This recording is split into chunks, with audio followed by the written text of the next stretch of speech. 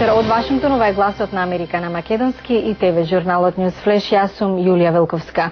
Денеска се одбележува 8 годишнината од терористичките напади врз САД. Широм земјата се одржуваат комеморации, забележителни се волонтерски активности, а знамињата се на половина копија. Американскиот председател Барак Обама со минута молчење во Белата куќа одаде почит на загинатите, а ќе говори и на комеморацијата во Пентагон. Тој го прогласи 11 септември за годишен ден на служба и сеќавање. Но критичарите велат дека со тоа што овој ден се претвара во ден за волонтерска работа, вниманието на луѓето може да биде одвлечено од жртвите на нападите. Подпредседателот Џо Бајден говореше на комеморацијата во Њујорк, а поранешниот државен секретар Колин Пауел ќе раководи со церемонијата близу Шинксвил во Пенсилванија. Речиси 3000 лица загинаа кога исламски терористи урна грабнати авиони во кулите на Светскиот трговски центар во Њујорк и во Пентагон во близина на Вашингтон. Четвртиот авион се урна во поле во близината на Шинксвил. 8 години по терористичките напади врз САД на 11 септември 2001 се уште трае контроверзата за брзината на обнова на местото на нападот, но и за тоа дали голем број луѓе се уште се соочуваат со здравствени проблеми како последица од тој напад. 11 септември 2001, 8 часот и 46 наутро. Овие приказни се уште се во сеќавањата на многумина. Катли Грос била во својот стан близу кулите на Светскиот трговски центар. Се беше покриено во бело, сето ова зеленило, на секаде само бела прашина. За само една недела започна со работа Њујоршката берза, потоа отвори и многу други бизниси. Сепак, оние кои се вратија на работа велат дека со месеци воздухот мирисал како да е загаден. Како да ми беа нападнати сите 5 сетила, можев да го вкусам, да го помирисам, дури да го допрам тоа. Неверојатно. Кейсун Џон, која работи на берзата, добила респираторни проблеми и сега пати од астма. Ова е клучниот проблем на властите 8 години по нападите.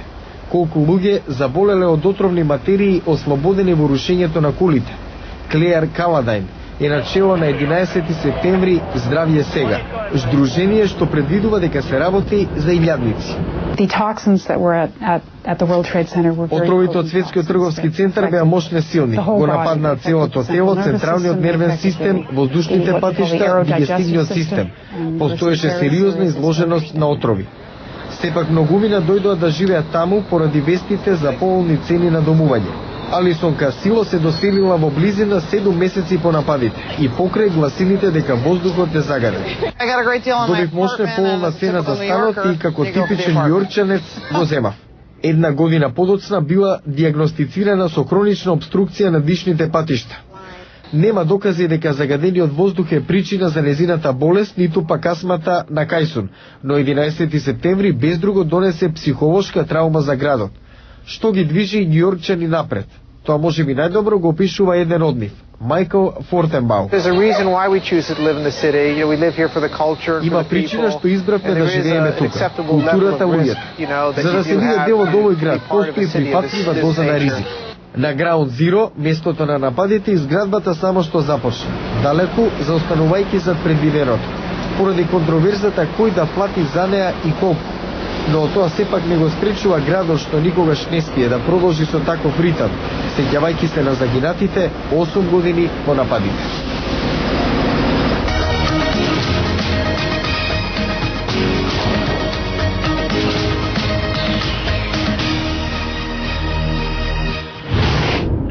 Американската вселенска агенција НАСА за еден ден го одложи слетувањето на Space Shuttle Discovery во Вселенскиот центар Кенеди поради лоши временски услови. Следната можност би била попладнева по локално американско време. Астронаутите беа на 13-дневна мисија за време на која инсталираа речиси 8000 килограми опрема на меѓународната вселенска станица. Аргентинецот Хуан Мартин Дел Порто стигна до полуфиналето на тенискиот турнир US Open во Њујорк. Шестиот носител беше подобар од Марин Чилиш од Хрватска. Предходно американките Винус и Серина Вилијамс влегоа во финалето на двојки за прв пат откако победија во 1999-та. Елен Дедженерес вели дека нема да биде строга кога сезона ќе биде дел од судискиот тим на популарното реално шоу Американски идол. Познатата водителка вели дека мрази кога Сајмон Ковел е остар кон надпреварувачите и се надева дека Пола Абдул нема ништо против што го зазеде нејзиното место. Крис Браун наскоро ќе собира ѓубриште долж автопатиштата во Вирџинија.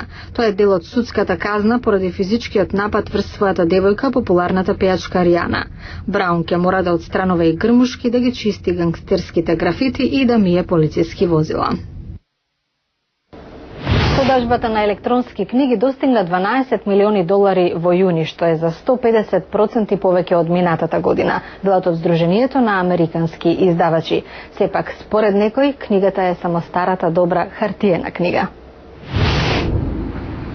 Електронските читачи на книги се тенки, колку магазин, портабл и може да соберат стотици наслови.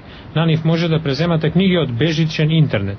Некои читачи дури на глас ја читаат книгата за вас. Продажбата на електронски книги и дигитални читачи расте како што американските потрошувачи бараат продукти соодветни на се помобилното компјутеризирано општество. Интернет продавачот Амазон нуди преку 300.000 електронски наслови и наплаќа по $10 за бестселери и нови изданија во ваква форма. Обичните книги често чинат многу повеќе. Книгите на новелистката Деби Мак се продаваат исклучиво во електронска форма. Таа за дигиталното издаваштво вели: читателите може да најдат книга која веќе не се печати. Од друга страна, ако како писател не можете да најдете издавач, овој вид на издаваштво ви нуди можност да ве објават. Но некои не се откажуваат од старата, добра и хартиена книга. Авторката Евгенија Ким носталгично коментира: има нешто прекрасно во допирот кога ја вртите страницата додека приказната се разоткрива. Мислам дека доаѓа од детството поминато со книги. А корпорациите се борат за издавачки права на електронските книги. Amazon, Microsoft и Yahoo се против судската одлука со која ривалот Google доби права за издавање на милиони наслови. Велат тоа може да наштети на конкуренцијата во време кога се повеќе потрошувачи употребуваат електронски читачи. Тоа е за денеска, ова беше Гласот на Америка на македонски. Јас сум Јулија Вилковска. За сите најнови содржини погледнете на нашата веб страница glasnaamerika.com. Имајте пријатен викенд и гледајте неповторно в понеделник.